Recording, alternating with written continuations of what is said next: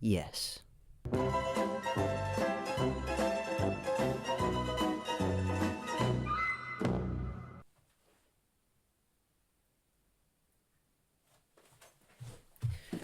Okay, but it's a lot more complicated than that though.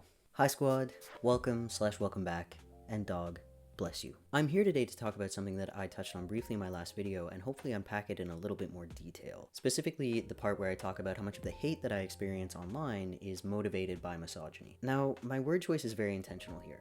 I say motivated by misogyny because I don't necessarily think that I personally am experiencing misogyny when it happens, which is an annoying distinction, I'm sure, but a really important one, because I'm not a woman, and I'm not perceived as one when I move through the world. So for the transphobes who know via my own admission on the internet that I'm trans, they're just saying what they think is going to hurt me the most. But y'all can talk about the angle of my pelvis all you want. You're not going to shame me with my own gloriously sculpted bubble butt. It's really not something I feel bad about. But to get back to the point, the most aggressive hate that I experience in online spaces is from people who find out I'm trans and then assign womanhood to me. Next to that, it's just your average run-of-the-mill transphobia. But once again, stepping aside from the people who are just out to cause harm, I've seen a fair amount of good faith discussions in trans and non-trans spaces alike about whether or not trans men experience misogyny or have male privilege, and to what extent these things may exist for us. So I'm here to weigh in with my own personal experience and then ramble for a bit about broader social issues because that's what I do.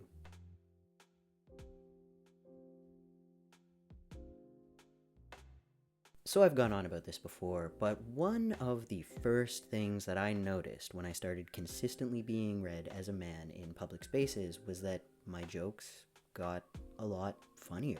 Let's be clear, they are the same terrible jokes. I didn't have some amazing testosterone-induced comedic breakthrough, but the reception of them changed entirely. Really, the reception of most of my input changed. My opinions suddenly began to matter a lot more, to the point that people largely stopped speaking over them. Now, a certain amount of interrupting is normal in conversation, but the conversational dynamic is completely different now. People are far less likely to finish my sentences for me or assume they know the point I'm trying to make before I've had the opportunity to get to it. They're more likely to make eye contact while I'm speaking, as well as use gestures to indicate when they have a thought that they might want to add rather than simply barging in. The length of time that I'm given to explore and conclude my thoughts is significantly longer, whereas before I would have often been subjected to the conversational equivalent of the orchestra playing me off in the middle of a sentence. But perhaps one of the most noticeable things on the conversation front is that my words are now taken at face value. People tend to just accept my thoughts and accept my decisions. They no longer ask me my preferences as a formality despite having every intention to do what they originally wanted to do regardless of what I say. They don't assume that there is unspoken meaning in what I've said if I haven't delivered my words with a sufficient amount of enthusiasm and pleasantness. Nobody touches me anymore without asking. Back when I was still presenting as a woman, people would subject me to all kinds of unwanted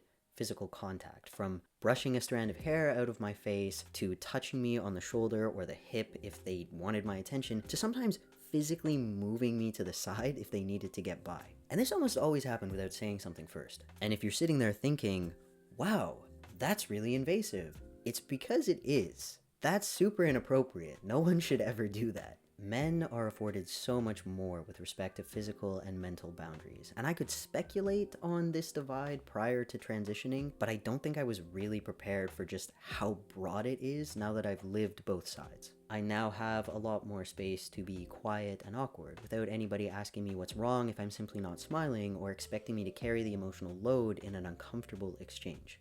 I have more than one memory from my teen years of a cis boy doing or saying something that made me really uncomfortable and having other people dismiss what happened with, oh, well, he's just awkward. And I can't help but wonder why nobody thought to give me the same pass. Because I was awkward.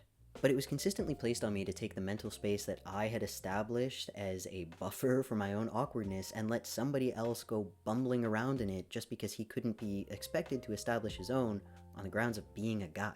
Because hey, emotional labor, that's women's work. People make casual comments about my appearance and body way less. Don't get me wrong, they still happen, but pretty much always when I have actively put myself out there. I'm happy with how I look now. And I have been known to indulge in the odd post-workout muscle pump selfie. But when I share a picture, I'm actively making a positive statement about my own appearance and often welcoming feedback. Before my transition, I hated pictures.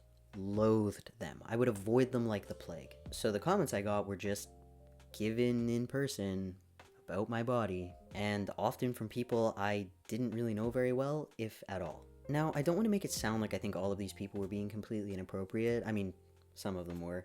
But I think for the most part, these statements were given with really non-creepy intentions. It's just that the people making them weren't really aware of the sort of broader social context and implications of doing so. But having now lived almost 3 years as a man, the contrast is very apparent. There is simply more attention paid to your appearance when you're a woman, and often specifically features that you don't have any control over. This attention is pretty objectifying. It comes with the implication that your presence in a shared space is more about other people's enjoyment than it is about your own, and that you being told that they are enjoying you should be validating. That should be a positive experience.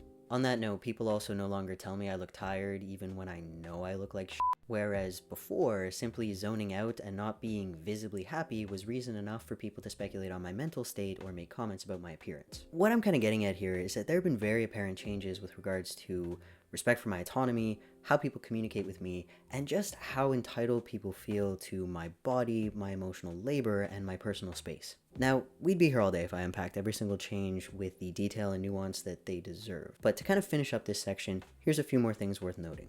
I get to exist in public spaces without being bothered, or at least being bothered a lot less than I used to be. I feel safe going for walks alone at night, and not just in that I'm a little bit more secure in the fact that nothing bad is going to happen to me, but I'm secure in knowing that if something did, I wouldn't automatically be blamed for it or questioned as to why I was out alone in the first place. People assume I know things before they assume that I need them explained to me.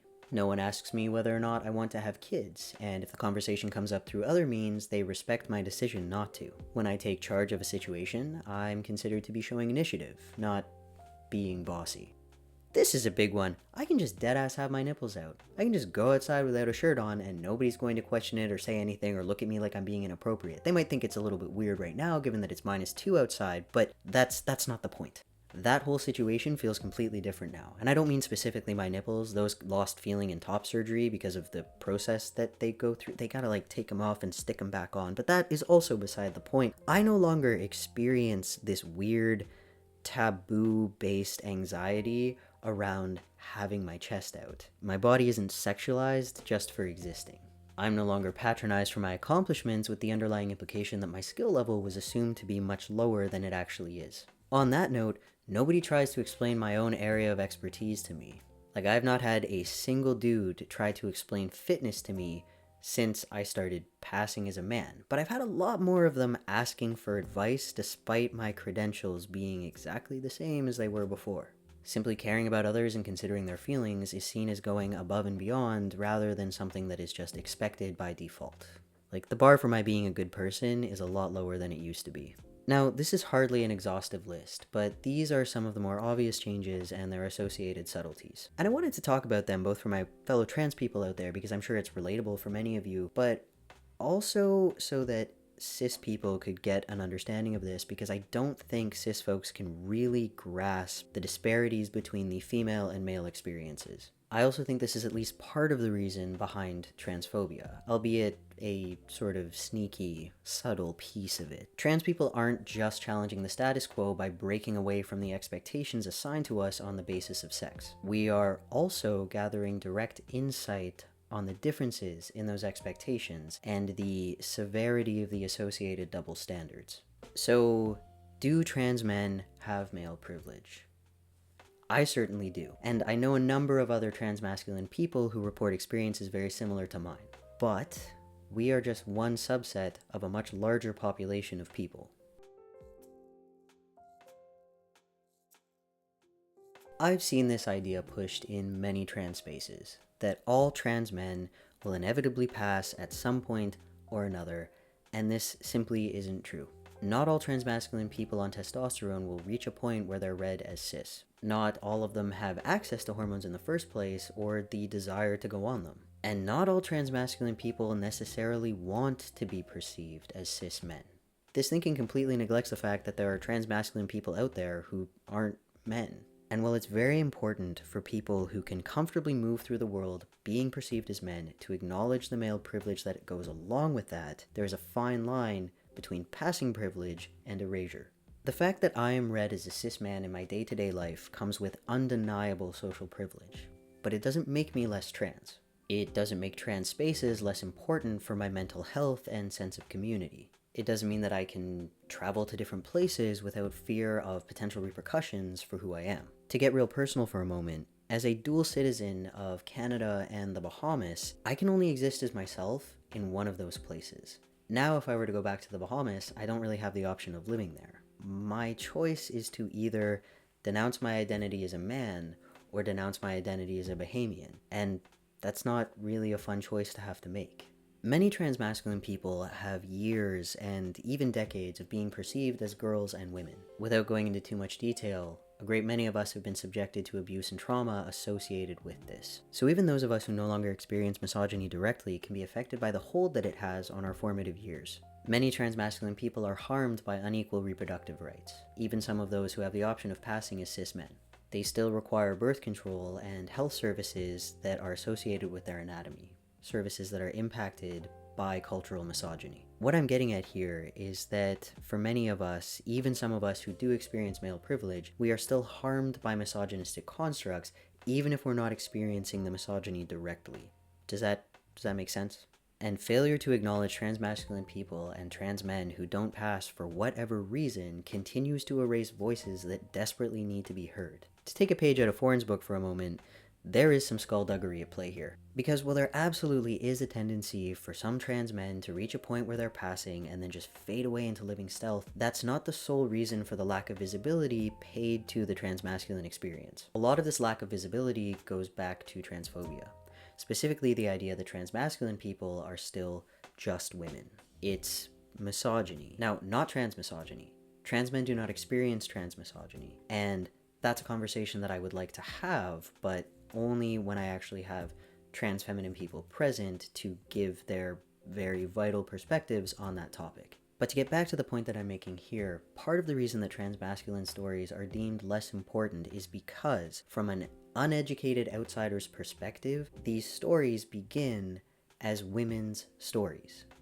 And we just don't care about those. So I'll ask again, do trans men have male privilege? Often yes, but often no, because misogyny runs too deep for that. While many of us get to avoid it in the day-to-day, it's still inextricably linked to our identities in a way that simply isn't the case for cis men. That's not why it's our problem to solve, mind you. Misogyny is everybody's problem, and it largely falls on those of us who do experience male privilege to begin taking the steps to dismantling it. I personally think that an important component in doing this is identifying when it's at play, and that's why I wanted to make this video. I understand why so many trans men choose to live stealth. Oftentimes this is a matter of safety, but even in cases of convenience and affirmation, I get it.